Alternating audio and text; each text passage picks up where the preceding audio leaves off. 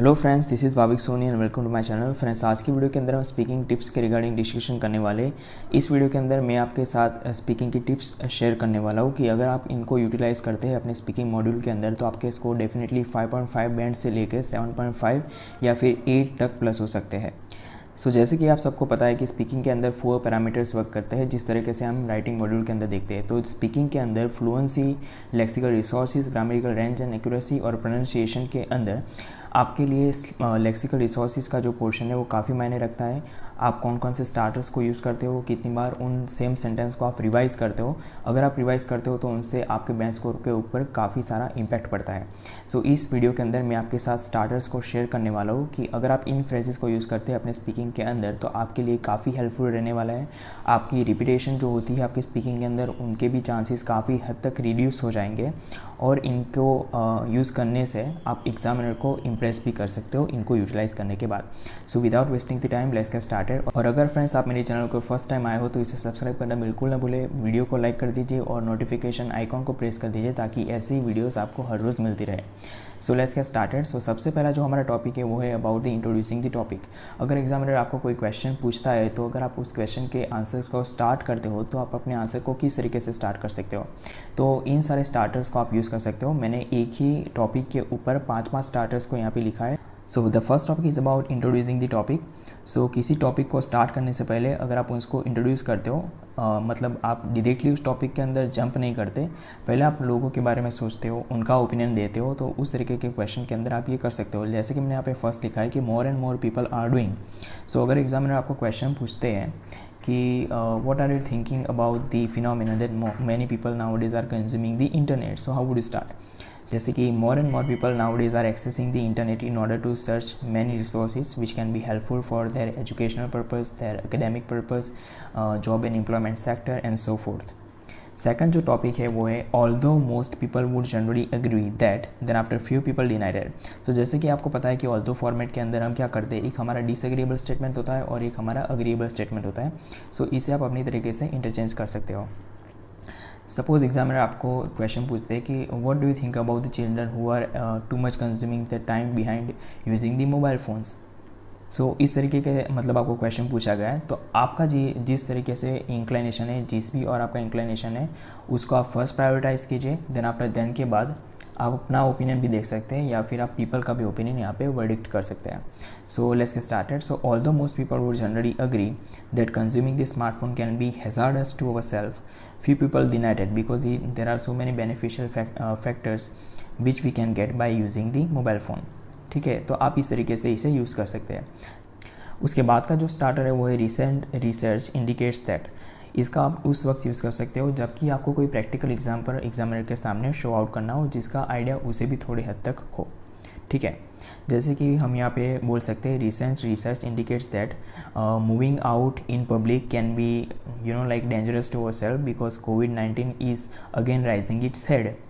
Recent कोई situation आपको दिख रही है उसके ऊपर आपको एग्जाम्पल बोलना है। Then after the next statement is the trend nowadays is toward wearing the jeans pants because it is too much comfortable. Okay, इस तरीके से टूवर्ड्स के बाद आपको वर्ड बाय एनजी वाला फॉर्म डालना है और उसके बाद आपको अपना इंट्रोड्यूस करना है टॉपिक।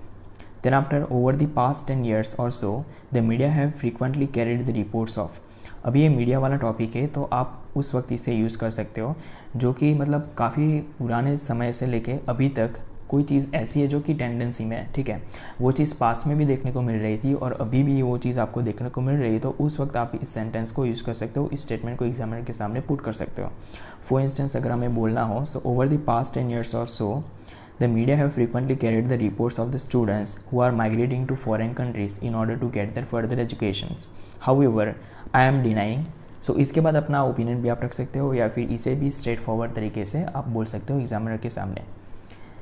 ये हमारा था फर्स्ट टॉपिक जिसे हम बोल सकते हैं इंट्रोड्यूसिंग द टॉपिक। अगर आप किसी की टॉपिक को इंट्रोड्यूस करना चाहते हो एग्जामिनर के सामने तो आप इस तरीके से यूज़ कर सकते हो इन सारे स्टेटमेंट्स को। अभी हम बात करते हैं हमारे नेक्स्ट टॉपिक की जो कि है गिविंग योर ओपिनियन। इन सारे स्टेटमेंट को आपको तब यूज़ करना है जबकि आप एग्जामिनर के सामने अपना ओपिनियन जज कर रहे हो। Examiner asking you to give your own perception, in that case you have to use them. Okay, तो first one is about as far as I am concern. So this is very common as you all know कि अगर आपको अपना opinion put out करना हो examiner के सामने, सो this is the common statement which most of the students speak. So as far as I am concerned, because examiner asking you a certain question in order to get the response from your side, so उस वक्त आपको इसे use करना है. So what do you think about the education system in the United States? Also, who are giving more importance to the practical education? So उसके बाद आपको अपना ओपिनियन रखने के लिए, so as far as I am concerned, practical education is more efficient than giving the theoretical education because it has so much fruitful aspects. Okay, so इस तरीके से आपको आंसर देना है in front of the examiner. Then the second statement is about there is no doubt in my mind that. So इस statement को आप उस वक्त यूज़ कर सकते हो जबकि आपको कोई क्वेश्चन एग्जामिनर के थ्रू ऐसा पूछा जा रहा है कि जिसके ऊपर आपको कोई डाउट नहीं है. अगर आपको वो एग्जामिनर क्रॉस क्वेश्चन भी पूछा है, so you will be 100% confident in order to give the answer. In that case you can use this. For instance, if the examiner asking you a question in terms of eating the vegetables और fruits. Okay, so what do you think? Do you think that the vegetables and fruits can be very much beneficial to ourselves? Okay, then after you can speak in this way, like there is no doubt in my mind that vegetables can be very much helpful to ourselves because it provides so much nutritious value to our body, vitamins, minerals and so forth. Okay, so इस तरीके से आप इसका answer start कर सकते हो. Then after, as I see it, so which is very much familiar to the as far as I am concern. तो जिस तरीके से हम फर्स्ट स्टेटमेंट को यूज़ करते हैं उसी तरीके से हम इसे भी यूज़ करेंगे. Then after, one of the drawback of, then after blank, again is blank. So one of the drawback of के बाद आपका आएगा नाउन फॉर्म या फिर आप वर्ब आईएनजी फॉर्म भी रख सकते हो. उसके बाद इज़ के बाद आपको रखना है जो भी आपको लग रहा है कि ये ड्रॉबैक है तो ड्रॉबैक, और बेनिफिट्स है तो बेनिफिट्स. तो बेनिफिट है तो वन ऑफ द बेनिफिट आपका आएगा. अगर आप ड्रॉबैक की बात कर रहे हो तो स्टेटमेंट सेम रहेगा, one of the drawbacks of unemployment is. Then after, जो भी उसका अनएम्प्लॉयमेंट की आपको डार्क साइड दिख रही है वो इसके बाद आपका रहेगा. Then after, from my point of view, then again you have to give your perception as same as I see it and as far as I am concern. तो उस तरीके से वो सेम ही रहने वाला है. Then after, I would also include that. So इस statement को आप उस वक्त यूज़ कर सकते हो जबकि आपने 2 या फिर 3 पॉइंट एग्जामिनर के सामने अपने रख दिए हैं and you have forgotten to speak another detail. Okay, so in that case you can use this. For instance, if I have spoken the topic about the issues which are related to the politics, okay, and I have forgotten to speak another detail, so in that case at the last, okay, I would include this point. So it depends on the topic what the examiner is asking a question about. Then after, I am inclined to believe that. This is again the same as what we have discussed further, like I would also include that and I am inclined to believe that. Okay, means कि आपको कोई doubt नहीं है किसी चीज़ के ऊपर and you are 100% sure कि there are so much beneficial aspects, there are so much drawbacks of something. Positive side आपको दिख रही है, नेगेटिव साइड्स आपको दिख रही है, तो उस तरीके से आप इसे यूज़ कर सकते हो इन ऑर्डर टू गिव और represent your topic.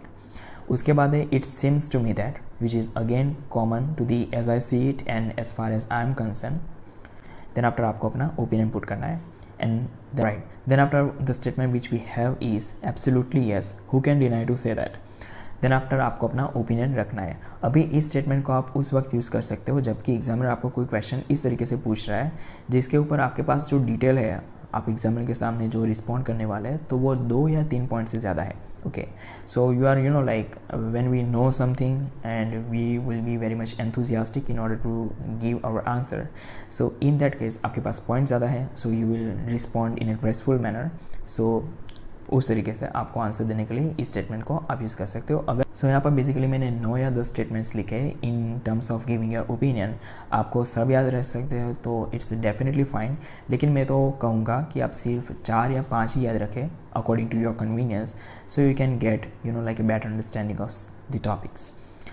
So now let's move to the another thing which is about the individuals liking. So individual liking के क्वेश्चंस के अंदर एग्जामिनर आपको कोई क्वेश्चन पूछता है तो वो आपकी लाइकिंग के ऊपर होगा कि मतलब आपको कौन सी चीज़ पसंद है, कौन सी चीज़ आपको नहीं पसंद है, तो उसके ऊपर आपका प्रेफरेंस जानने के लिए एग्जामिनर आपको एक क्वेश्चन पूछ सकता है.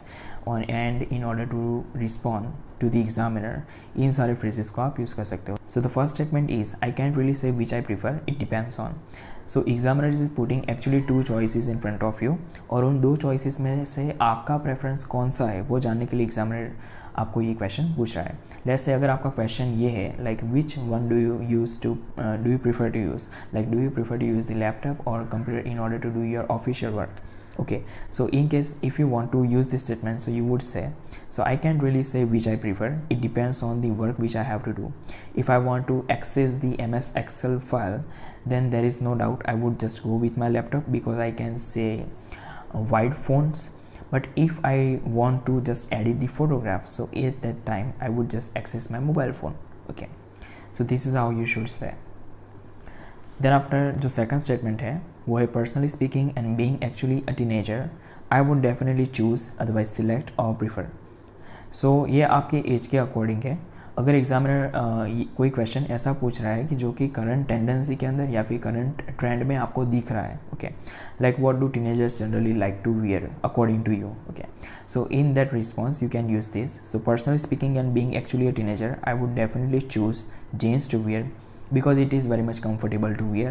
We can even wear whatever kind of clothes we want as an upper wear because it matches with almost everything. Okay, so इस तरीके से आप अपना आंसर बोल सकते हो. Then after I prefer doing then verb ing. So I prefer doing के बाद आपका आएगा noun form, देन के बाद आएगा अगेन वर्ब आईएनजी का फॉर्म. ओके, सो प्रीफर डूइंग के बाद आपकी आएगी पॉजिटिव चॉइस जो भी आप करना पसंद करते हो. Let's say I prefer doing swimming rather than exercising or something. Okay, because I personally believe swimming is the best form of the exercise. I prefer spending time with my friends than gossiping with someone unknown person. So जो positive choice है वो prefer के बाद आएगी और then के बाद आपकी आएगी नेगेटिव चॉइस जो कि आपको करना नहीं है. Then after as far as I can tell it depends on. So इसके बाद आपको कॉमन चॉइस जैसे कि आपको कोई भी आइडिया कॉमन सा आ रहा है तो वो आप इसके बाद रख सकते हो. So as far as I can tell it depends on, जो भी आपका पॉइंट है वो ऑन के बाद आपको रखना है. उसके बाद the last topic is I would rather switch with. Okay, so इस स्टेटमेंट का यूज़ आपको तब करना है कि जब एग्जामिनर ऑलरेडी आपके सामने कोई चॉइस बोल रहा है लेकिन आप उसका नेगेटिव वे में रिप्लाई कर रहे हो. उसने अगर आपको पूछा है do you prefer to use the laptop, then after you are replying in such a way because you are not very much handy on using the laptop, so you can speak like I would rather switch with the like mobile phone because this is the only device which I have currently. Okay, so the choice which you are positive with उसको आपको इसके साथ बोलना है. ठीक है, सो individual liking के अंदर इतने सारे स्टेटमेंट हैं जिनको आप यूज़ कर सकते हो in order to fetch more band score. अभी हम बात करते हैं पुटिंग एन आर्गुमेंट. जब कि आपको एग्जामिनर के सामने अपना पॉइंट रिप्रेजेंट करना हो या फिर एज एन आर्गुमेंट फॉर्म, तो आप कौन कौन से स्टार्टर्स को यूज़ कर सकते हो. सो आर्गुमेंट एग्जामिनर के सामने रखने के लिए जो सबसे पहला स्टेटमेंट है हमारे पास वो है generally speaking there are both benefits and drawbacks to either way. Suppose examiner आपको पूछ रहा है questions like do you see there are more advantages of residing or living in to the cities than living in village. Okay, so in that case if you are normally refuting with the examiner, okay, you are not completely agreeing with his statement, तो उसके statement के साथ आप 100% agree नहीं कर रहे हैं तो उस वक्त आप ये बोल सकते हो. So generally speaking there are both benefits and drawbacks to either way. It means आपको लग रहा है कि सिटी में रहने के benefits भी है और drawbacks भी है. Okay, so उस वक्त आप statement को यूज़ कर सकते हो. Then after on the one hand and on the other hand, जब आप benefits की बात कर रहे हो, आप positive sides की बात कर रहे हो, तो वो on the other and on the one hand के बाद वो फर्स्ट आपका जो भी पॉइंट्स है वो आपको वहाँ पे रखने हैं. And on the other hand के बाद आपको अगर आपने पहले पॉजिटिव पॉइंट्स बोल दिए तो उसके बाद आपको यहाँ पे नेगेटिव पॉइंट्स को बोलना है. The third statement is another objection is that. So another objection is that is something like कि अगर आपने पहले 2 या 3 पॉइंट्स एग्जामिनर के सामने ऑलरेडी बोल दिए हैं and you have forgotten to speak something else, otherwise you already have the idea and you want to just paraphrase in detailed form. वो क्या होता है कि हम राइटिंग मॉड्यूल के अंदर फर्स्टली, सेकेंडली, थर्डली ऐसे पॉइंट्स बोलते हैं but these things are counted as the informal in speaking module. So besides this another point worth mentioning, another objection to consider. So आप इन सारे phrases को यूज़ कर सकते हो स्पीकिंग के अंदर. सो उसी तरीके से ये है. So another objection is that, इसका मतलब है कि आपने ऑलरेडी 1 या 2 ऑब्जेक्शन को एग्जामिनर के सामने बोल दिया है और आप एक और पॉइंट को बोल रहे हो. Then after one justification which is given often for noun is that. So इस स्टेटमेंट को आपको तब यूज़ करना है कि मतलब आप किसी पॉइंट के बारे में डिस्कशन कर रहे थे एग्जामिनर के सामने और आपके पास उसका लाइव कोई प्रूफ है, ठीक है, कि एग्जामिनर के सामने आप वेरी फॉर्म में या फिर प्रैक्टिकल फॉर्म में आप अपने जो भी आपने पॉइंट अभी एग्जामिनर के सामने रिप्रेजेंट किया है उसे सपोर्ट दे सकते हो। सो उस वक्त आप इस स्टेटमेंट को यूज़ कर सकते हो। लेट्स से कि one justification which is given often for unemployment is that, then after unemployment के जो भी आपको रीज़न लग रहा है सो दैट के बाद आपको उसको रखना है ठीक है। उसके बाद है some people are opposed to noun on the grounds that. इस स्टेटमेंट को आप तब यूज़ कर सकते हो कि लाइक आपको जब लग रहा है कि बहुत सारे ऐसे लोग हैं कि किसी एक पॉइंट के ऊपर डिसएग्री कर रहे हैं, सो वो क्यों कर रहे हैं, सो ऑन द ग्राउंड्स के बाद आपको उसको रीज़न देना है, ठीक है। So some people are oppose to take the online education on the grounds that, okay. So मतलब काफ़ी सारे ऐसे लोग हैं जिनको ऑनलाइन एजुकेशन पसंद नहीं है, तो क्यों उनको पसंद नहीं है, ठीक है। So on the grounds that के बाद आपको अपने रीजंस एग्जामिनर के सामने डालने हैं। The next statement which we have is the one of the disadvantage of noun is blank. So अगर आप ड्रॉबैक के रिगार्डिंग बात करने वाले हो तो one of the disadvantage of let's say online education is, उसके बाद आपका फर्स्ट जो पॉइंट है वो फर्स्ट पॉइंट आपको इसके बाद बोलना है। Then after the next one is those who object to blank often argue that again blank. So ये भी सेम ही फॉर्मेट में है। सो किसी चीज़ के बारे में अगर लोग ऑब्जेक्शन दे रहे हैं तो वो ऑब्जेक्शन क्यों दे रहे हैं तो उनका रीजंस आपको आर्ग्यू दैट के बाद देना है। Suppose if you are not agreeing with the examiner's point so you can even speak in this way like those who object to the online education often argue that, then after आपको अपने points को represent करना है। Like okay students, so the next topic is about when you agree to something. It means कि examiner अगर आपको कोई question पूछ रहा है तो उस स्टेटमेंट के साथ आप अग्री कर रहे हो, तो अग्रीएबल फॉर्मेट के अंदर आप कौन कौन से ऐसे फ्रेजेस है जिसका आप यूटिलाइजेशन कर सकते हो, ठीक है। तो the first one is certainly yes, I am in favour of. So normally हम क्या करते हैं कि यस आंसर के फॉर्म में हम रिस्पॉन्ड करते हैं एग्जामिनर की, लेकिन ये अच्छी बात नहीं है, आपको फ्रेजेस को यूज़ करना चाहिए। तो सबसे पहला जो ये है certainly yes I am in favour of. So how would you respond? Suppose examiner आपको कोई क्वेश्चन पूछ रहा है, so do you think it is individuals responsibility to protect the environment? Then after, in order to give the reply to the examiner, you can speak certainly yes, I am in favor of protecting the environment, like it is individual's responsibility to do or perform certain task. So इस तरीके से आप अपने answer को इसके साथ जोड़ सकते हो। तो the next statement is I am in completely agreement with. So जिस तरीके से हमने फर्स्ट का यूज़ किया सेम ही फॉर्मेट इसके अंदर रहेगी, तो इसके बाद आपको वर्ब आईएनजी वाला फॉर्म यूज़ करना है। So suppose I am in completely agreement with protecting the environment. So with के बाद आपको वर्ब आईएनजी वाली फॉर्म डालनी है और अब बाद में अपने आंसर्स को आपको एडजॉइन करना है इसके साथ। Then after the third one is I am in favour of, उसके बाद आपको आपका आंसर डालना है। सपोज कि I am in favour of protecting the environment, I am in favour of saving the climate. Okay, so इस तरीके से आप अपने आंसर को बोल सकते हो। Okay, so the next statement which we have is I think that's a good point but I believe we should not also forget. So इस स्टेटमेंट को आपको यूज़ तब करना है जबकि एग्जामिनर सपोज आपको अग्री का क्वेश्चन पूछ रहा है। सो अग्री का आंसर के अंदर आपके पास पॉइंट बोलने के लिए ज़्यादा नहीं है, you know something which is negative also. So negative के पास आपके पॉइंट ज़्यादा है तो आप उनको मतलब डायरेक्टली रिफ्यूज़ नहीं करते, उनका जो परसेप्शन है उसके साथ आप अग्री करते हो, you are giving you know like respect to the examiner, और उसके बाद अपना परसेप्शन आपका जो भी ओपिनियन है वो आप रख रहे हो। So when you speak like this I think that's a good point, it means कि एग्जामिनर अगर आपको अग्री का क्वेश्चन पूछा तो आप उनसे सहमत हो, आप बोल रहे हो नहीं like this is the good point but I believe we should not also forget the negative sides of this. So इस तरीके से आपका जो भी ऑपोजिशन आइडिया है वो आप इसे रख सकते हो। सो ये ऑफेंसिव नहीं दिखेगा, इससे एग्जामिनर इम्प्रेस भी होगा। उसके बाद है I would also prefer to add one more point here which is. So जैसे कि हमने पहले डिस्कशन किया है कि आपको कोई एक्स्ट्रा पॉइंट उसके बाद डालना हो आपने, या फिर 1 या 2 पॉइंट्स को ऑलरेडी आपने बोल दिया एग्जामिनर के सामने, and if you want to add something extra so in that case you can speak this idea like I would also prefer to add one more point here which is about stop using the plastic products which can cause more pollution. So इस तरीके से आप बाद में अपना जो statement है वो रख सकते हो। सो अभी हम चलते हैं हमारे नेक्स्ट टॉपिक के ऊपर which is about when you disagree with something. Okay, so अगर आप किसी चीज़ के अंदर एग्जामिनर के साथ डिसएग्री करते हो तो आपको एक चीज़ अच्छे तरीके से याद करनी है कि आप डिसएग्री करो तो आपको इस तरीके से आंसर रिस्पॉन्ड नहीं करना है कि एग्जामिनर उसको ऑफेंसिव तरीके से ले लें। हर एक क्वेश्चन के अंदर आपको पोलाइटली एंड डोसाइल तरीके से आपको आंसर देना है, ठीक है। सो आप इसे यूज़ कर सकते हो, well I have a different view for this. It means you are not directly saying no to the examiner, okay, you are using the phrase, well I have a different view for this, then after you have to put your point in front of the examiner. Second is, to be honest, I think blank is more preferable. Suppose examiner is asking you questions for the online education as well as the physical education in the school. So to be honest, I think physical education in the school is more preferable because students can understand every questions very easily by the personal guidance of the teachers. Okay, so इस तरीके से आप अपने statement को बोल सकते हो examiner के सामने. सो the next topic is, well I would not totally agree with it since and blank. Means examiner is asking you questions like, do you personally believe that theoretical educations can be more helpful with us? So well, I would not totally agree with it since practical education serves more benefit. It can be very much helpful to us in our practical life.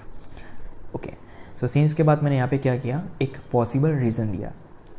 Alright, the next statement is actually no because. So इस statement के अंदर मैंने जैसे कि लिखा है actually no because, but it would be more helpful to you कि अगर आप इसके साथ to be honest आगे ऐड कर ले तो इसे आपको इस तरीके से स्टार्ट करना है, to be honest actually no. So आप एग्जामिनर को you are giving more respect to the examiner. Okay, so in this way, so to be honest actually no because के बाद आपको अपना रीज़न देना है, disagreeable जो स्टेटमेंट है आपका वो. उसके बाद है well I have another way of looking at it. Suppose examiner आपके क्वेश्चन जो पूछा है वो अग्री के ऊपर है लेकिन you are having the different view. So well I have another way of looking at it. It means it के बाद आपका आएंगे नेगेटिव साइड. अगर एग्जामिनर आपको पॉजिटिव के ऊपर ले रहा है लेकिन आपके पास पॉइंट जो है वो डाउन साइड में है, माइनस पॉइंट में है, तो उसके बाद आपके आएंगे माइनस पॉइंट्स. सो फ्रेंड्स, ये थे points when you disagree with the something. अभी हम चलते हैं हमारे नेक्स्ट टॉपिक के ऊपर. सो the next topic is about when you don't understand the question. So exam में कभी कभी ऐसा होता है कि एग्जामिनर आपको कोई क्वेश्चन पूछता है but you don't understand like what he wants to ask. So in that case आप एग्जामिनर को उस क्वेश्चन को रिपीट करने के बारे में कहते हो by saying pardon, otherwise can you please repeat the question. अगर हम इन तरीके से स्टेटमेंट को यूज़ कर सकते हैं, अभी जैसे कि आपको पता नहीं होगा कि कैन का आप यूज़ ऑथोरिटेटिव कंडीशन हो तभी यूज़ कर सकते हैं because he is the examiner. So in that place of in the place of can you should use the could.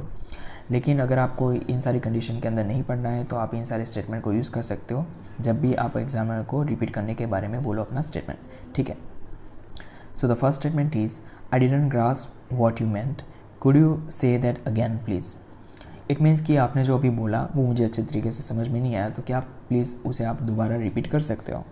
So this is the most efficient and most like useful phrase which you can use by putting your own impression in front of the examiner.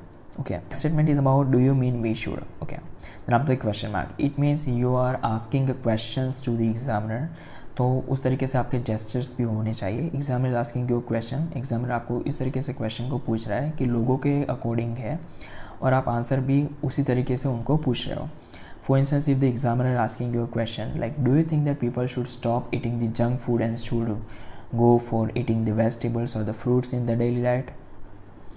So in order to give the response, you can say, so do you mean we should eat more plant-based items?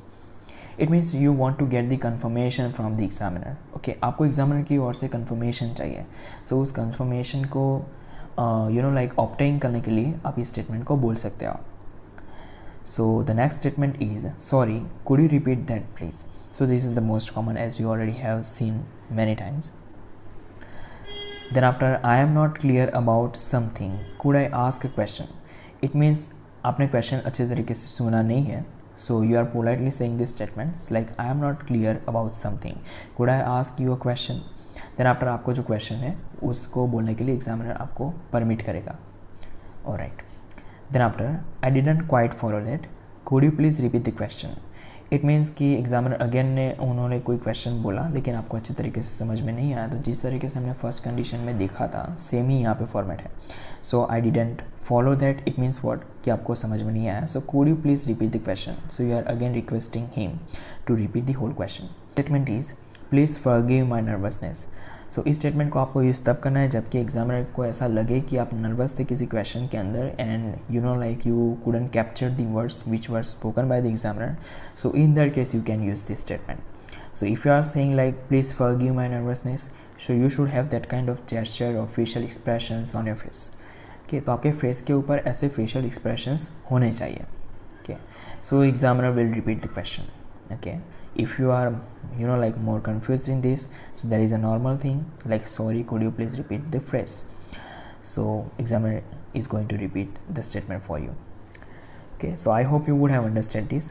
Okay fine. So अभी हम चलते हैं हमारे next topic के ऊपर which is about describing the reasons. यहाँ पे examiner आपको कुछ क्वेश्चन पूछेगा और अगर आपको रीजंस को इलाबोरेट करना है, so in that case you can use this phrases and starters. So the first one is there are various factors which make this happen. One of them is. So examiner is suppose asking you a question like what do you think, what are the factors which are affecting the pollution factor. So ऐसे कौन कौन से factor हैं जिसकी वजह से pollutions होता है. So there are various factors which make this happen. One of them is the consumption of plastic products. So इस तरीके से आप इसे यूज़ कर सकते हो. The second statement is one thing which has led to this situation is, यानी कि यहाँ पे आपको रीज़न देना है कि कौन सी ऐसी वजह है जिसकी वजह से कोई एक कंडीशन अराइज हुआ है. So one thing which has led to this situation is the global warming, like rise in the temperature. Okay, so suppose examiner asking you a question like what is the possible reason behind the hike in the temperatures in many urban areas nowadays. So one thing which has led to this situation is obviously global warming. So global warming is the answer, that's why you are speaking afterwards. Okay, so इस तरीके से आप इसे put कर सकते हो. Okay, the third and the last statement is one of the factors which has brought this is. उसके बाद आपको फैक्टर रखना है. So ये this is again same like the second statement which we just discussed. So उसी तरीके से आप इसे भी यूज़ कर सकते हो. सो ओके फ्रेंड्स, ये थी हमारी आज की स्पीकिंग के रिगार्डिंग टिप्स कि अगर आप इन्हें यूज़ करते हो अपने स्पीकिंग मॉड्यूल के अंदर तो आपके बैंड्स को डेफिनेटली 5.5 से लेकर 7.5 और 8 तक इंक्रीज़ हो सकते हैं.